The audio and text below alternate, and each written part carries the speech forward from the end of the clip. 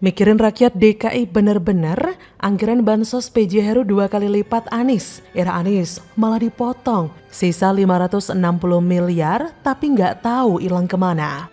Dalam penelusuran di lapangan setelah memeriksa 15 titik penyaluran bansos di DKI Jakarta, Mensos Juliari menemukan adanya tumpang tindih data penerima bansos. Dan menurutnya hal tersebut menimbulkan kekacauan begitu di lapangan. Dan juga selain Mensos, Menko PMK Muhadjir Effendi juga turut menyoroti permasalahan terkait penyaluran bansos oleh Pemprov DKI Jakarta tersebut. Jadi Anies tinggal panggil ke istana atau telekonferen bagaimana soal pola dan distribusi tentang bantuan sosial yang ada di Jakarta.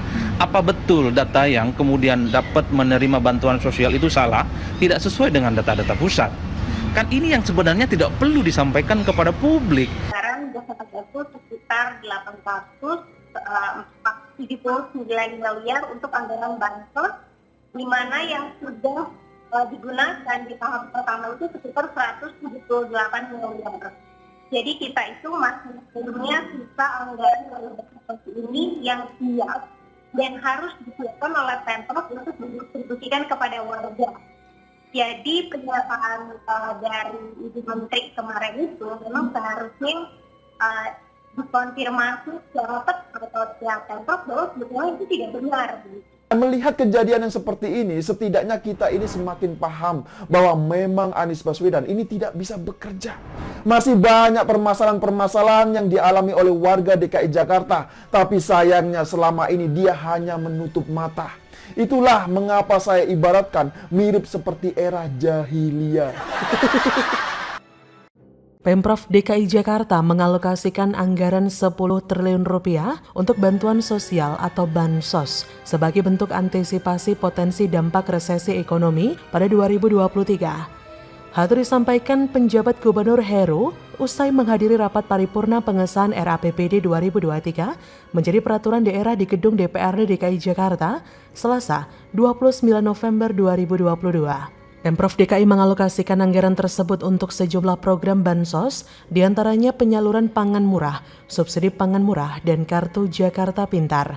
Kemudian kartu lansia Jakarta, bantuan untuk penyandang disabilitas atau kartu penyandang disabilitas Jakarta, KPDJ, kartu anak Jakarta, KAJ, bantuan operasional sekolah, hingga dalam rangka mendorong kualitas pendidikan lebih baik di Jakarta. Selain itu, bantuan operasional penyelenggaraan BOP bagi peserta didik di seluruh jenjang, serta penyaluran bantuan di bidang kesehatan, tenaga kerja, pariwisata. Program mengatasi dampak resesi ekonomi pada 2023 merupakan satu dari 3 prioritas. Selain menanggulangi banjir dan kemacetan, adapun besaran APBD DKI Jakarta 2023 yang baru disahkan tersebut mencapai 83,78 triliun. Jumlah tersebut lebih besar dibanding APBD 2022 sebesar 82,47 triliun. Adapun rincian alokasi dalam APBD 2023 adalah pendapatan daerah sebesar 74,38 triliun dan penerimaan pembiayaan sebesar 9,40 triliun. Sementara itu, belanja daerah sebesar 74,61 triliun dan pengeluaran pembiayaan sebesar 9,16 triliun. Memang jika dibandingkan dengan jumlah pengalokasian anggaran bansos era Anies, era Heru Budi lebih besar jumlah anggarannya karena memang banyak yang perlu dibantu. Banyak warga yang belum merasakan bagaimana rasanya mendapatkan bansos karena memang ulah gubernur sebelumnya yang tidak mementingkan kesejahteraan warganya. Anies membuat kebijakan sendiri dengan menghentikan sementara bansos bagi warga terdampak COVID. Hal itu pun langsung mendapatkan kritikan dari anggota Komisi B DPRD DKI Jakarta, Eneng Maliana Sari. Padahal anggaran bansos masih tersisa 560 miliar, lalu uang itu mau dikemanakan? Lebih lanjut, ia menjelaskan sesuai Pergub nomor 28 tahun 2020, Pemprov DKI menambah anggaran belanja tidak terduga BTT senilai 844 miliar rupiah. Dari nominal itu terdapat anggaran bansos bernilai 747 miliar. Neng berkata, anggaran bansos tahap 1 sekitar 187 miliar rupiah. Masih tersisa dana 560 miliar untuk 3 kali pembagian bansos berikutnya. Pertanyaannya, jika tidak digunakan untuk bansos, kemanakah uang tersebut larinya?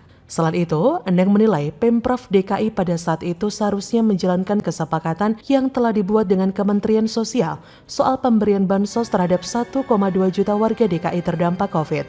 Menurutnya, Anies tidak bisa lari dari tanggung jawab dengan mengalihkan beban bansos ke pemerintah pusat. No comment ya, karena bukan baru sekali saja Anies ini salah kaprah, salah ngerti, dan berbagai kesalahan yang pernah ia berbuat. Inilah kejanggalan Anies dalam segalanya, karena sejatinya ketika DKI membutuhkan untuk menerapkan sebuah kebijakan, segala konsekuensinya harus sudah dipikirkan. Bukannya seperti yang terjadi sekarang warga Jakarta terlantar, sementara data yang butuh bantuan masih tambah sulam. Sebenarnya anggaran sangat masif, tapi karena tidak transparan, tidak ada yang tahu apa yang terjadi di baliknya, dan semua harus pasrah melihat semua ini terjadi. Miris bukan? Itu sih dulu, Jakarta sekarang sudah keluar dari era jahiliyah. Jadi bisa dipastikan, kinerja dari Heru Budi tidak akan pernah mengecewakan. Warga yang memang membutuhkan dan pantas menerima dana bansos, maka akan didata dan diberikan sesuai peraturan yang ada. Tidak dikurangi ataupun dipilih kasih. Semuanya disamaratakan. Jadi bagaimana menurut Anda?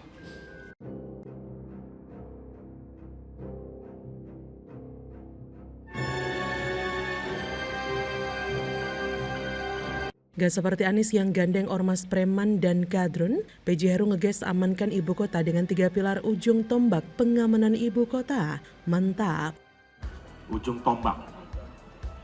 tombak untuk satu, tentunya soliditas kita harus kita tunjukkan, dan hari ini bersama jajaran kita semuanya kita tunjukkan kita adalah solid bersama, mulai dari Babinsa, Babin Kamtibmas, Lurah, Kepala Desa, dan tentunya seluruh jajaran sampai dengan atas.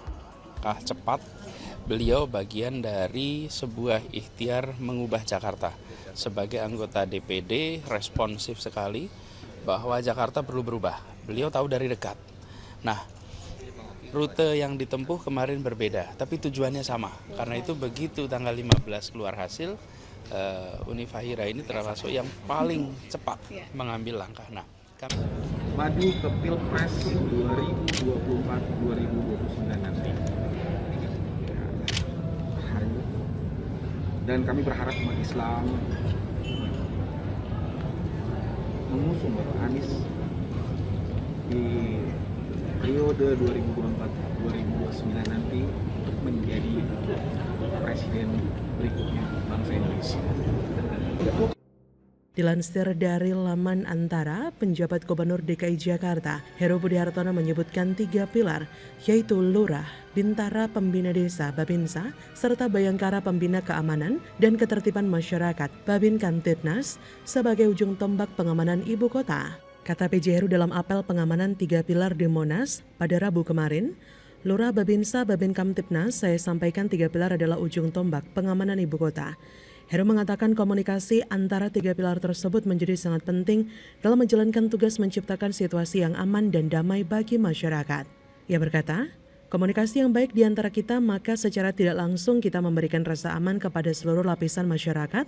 Dengan adanya rasa aman, maka tumbuhlah kedamaian. Karena itu dia berharap apel pengamanan tersebut bisa membangun jaringan komunikasi antara lurah atau kepala desa dengan para babinsa dan Babin Kamtibnas.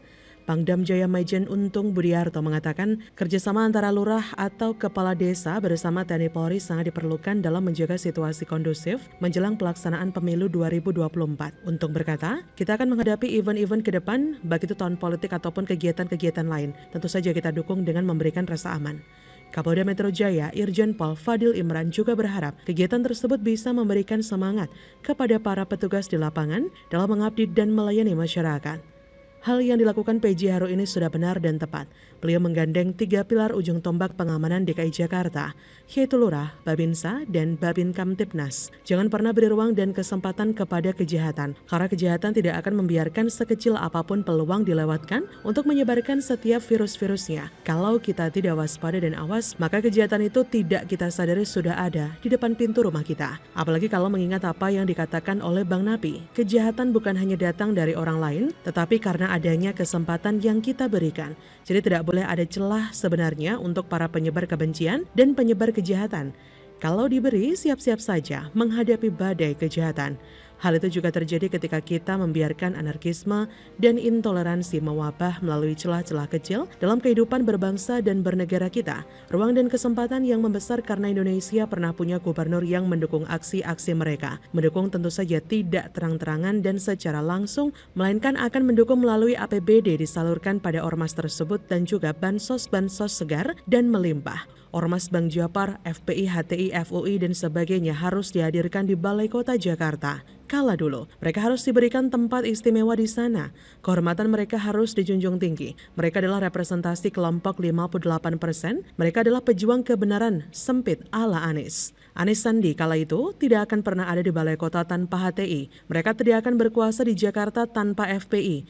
Mereka tak akan bisa membagi kafling APBD DKI tanpa Bank Japar. Mereka tak akan bisa menguasai seluruh kekuasaan keuangan tanpa organ ormas radikal. Anies adalah wakil dari Bank Japar dan FPI minimal. Wan Abut ini wajar dan harus melayani para ormas tersebut. Satu hal yang wajar di dunia politik, itu perlu keberanian ekstra untuk melayani ormas-ormas bentukan pendukung Anies saat kampanye. Bayangkan Anies ini harus berlutut di bawah haribaan para ormas yang gagah perkasa. Hanya pemberani yang berani berlutut dan menghamba kepada ormas dan gerakan seperti Bank Japar dan FPI. Jadi sudah benar langkah PJ Heru yang menggandeng Lurah, Babinsa, dan Babin Kamtipnas, bukan seperti Anies yang bersaudara dengan ormas preman dan kadron. Karena seperti pepatah bilang, tidak ada makan siang gratis, Ferguso. Tahu kan bagaimana belas budi yang harus Anies lakukan? Jadi bagaimana menurut Anda?